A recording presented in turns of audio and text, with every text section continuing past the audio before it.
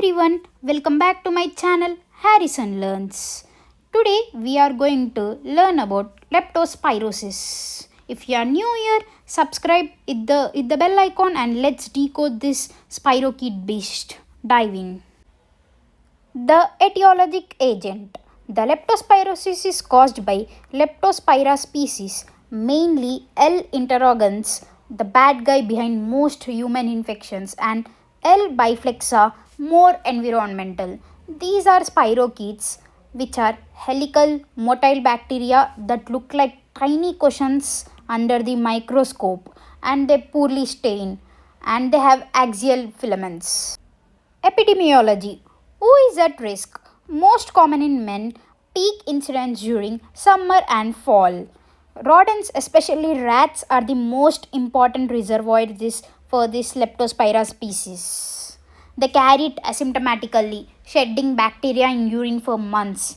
Transmission is most commonly is through direct contact with urine or blood or tissue from an infected animal, or most common exposure to environmental contamination.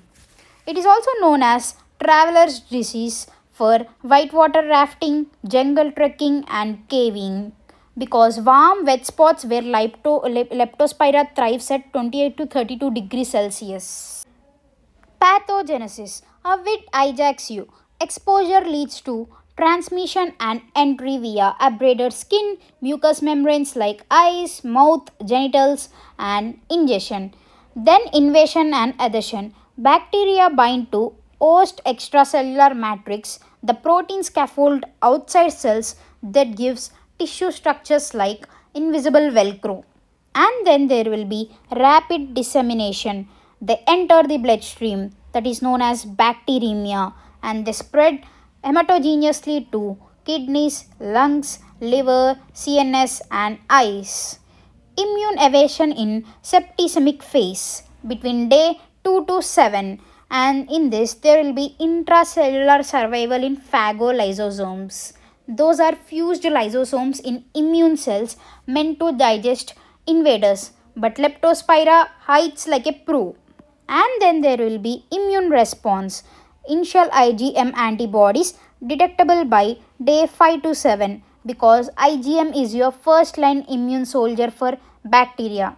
There will be end of phase 1. By the end of phase 1, the bacteria will be cleared from blood but persist in tissues and renal tubules, basically kidney filters. And here you can see mild anicteric form in 90% cases, and there will be no jaundice. That's the reason it is called as anicteric form, no jaundice. It is flu-like illness which resolves in 3 to 5 days via immune clearance. Severe or icteric phase in 10% cases. Phase 2, also known as immune phase, occurs between day 7 to 30, and there will be post-symptom onset. In this, there will be excessive inflammation plus direct invasion of bacteria into organs. Antibodies peaks, but it's too much. And then there will be widespread endothelial damage. Because of this, there will be hemorrhages, thrombocytopenia, low platelets causing bleeds, and there will be DIC, disseminated intravascular coagulation, a vicious clotting cascade that blocks vessels and causes bleeds. And at the end, there will be multi-organ failure in liver, lungs, kidneys, hearts and brains. At the end, you have recovery or convalescence phase. In this, you can see chronic sequelae like uveitis, eye inflammation, or urinary shedding. Basically, bacteria peed out for weeks, risking spread. And here, that's the reason in phase 1, you do blood culture, and in phase 2, you do urine culture. Timing saves diagnostics. Clinical manifestations. Leptospirosis is potentially fatal disease with bleeding and multi-organ failure. 5 to 15% mortality in severe cases. Basically, it is biphasic. In first phase, acute leptospiremic phase between days 3 to 10 days, you can see fever and Leptospira detectable in blood via culture or PCR. And whereas in immune phase, antibodies appear, there will be resolution of symptoms, and this leptospira is cultured from urine now. What are the clinical manifestations of mild leptospirosis? Most are asymptomatic, but in some cases you can see flu like illness such as fever, chills, headache, nausea, vomiting, abdominal pain, conjunctival suffusion means blanching redness around your eyes, and you can see myalgia, muscle aches, calf muscles are predominant, and you can see asymptomatic meningitis in children. You can do CSF culture and this will be positive in early cases, and these symptoms are, so they resolve spontaneously within 7 to 10 days. Severe leptospirosis. The clinical manifestations of severe leptospirosis has a classic presentation known as Weil syndrome. It is described by triad of hemorrhage, jaundice, and acute kidney injury. It is very important to remember.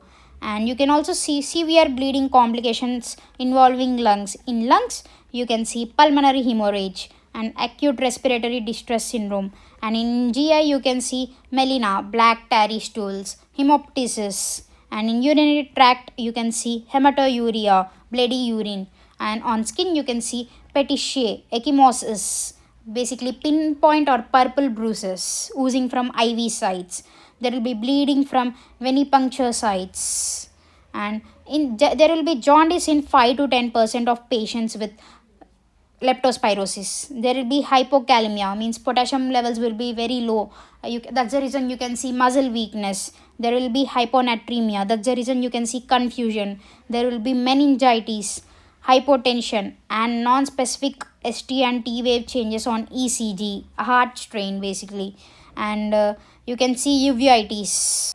Now we will discuss about diagnosis. In laboratory test, you can see leukocytosis, IWBCs, thrombocytopenia always with bleeding or renal failure, or DIC, disseminated intravascular coagulation in severe cases, non-oliguric hypokalemic renal insufficiency in early cases, means kidneys leaks but don't shut down fully.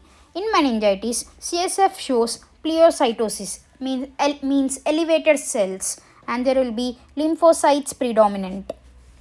In severe cases, there will be pulmonologic radiologic abnormalities such as bilateral alveolar pattern that shows scattered alveolar hemorrhage, which are predominant in lower lobes. Now, definitive diagnosis. First, we have to isolate organism from patient from blood or urine. Blood in early cases and urine in late cases, as I discussed before. And then you can do PCR. PCR has high accuracy in first 5 days of illness.